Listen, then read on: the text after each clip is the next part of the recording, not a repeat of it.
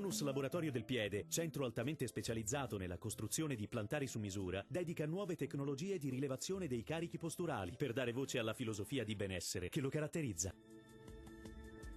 Ben ritrovati al meteo di Antenna 3.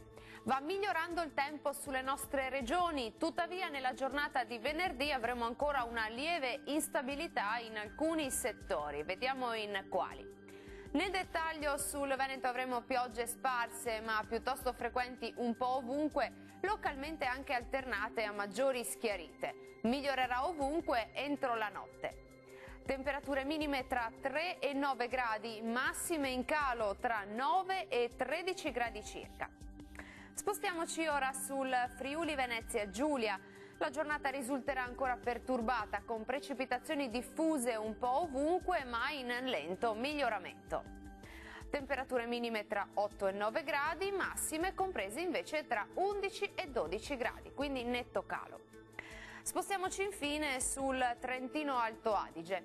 Non si esclude qualche pioggia al mattino ma col passare delle ore potrebbe far capolino un timido sole.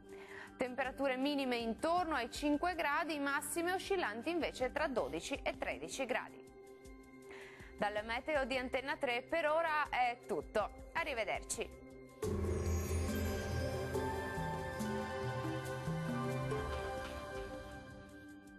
Tonus è il miglior negozio di calzature moda comoda. Qui troverete il più vasto assortimento di calzature Fratelli Tomasi. Eleganza e comodità, perché camminare è vivere.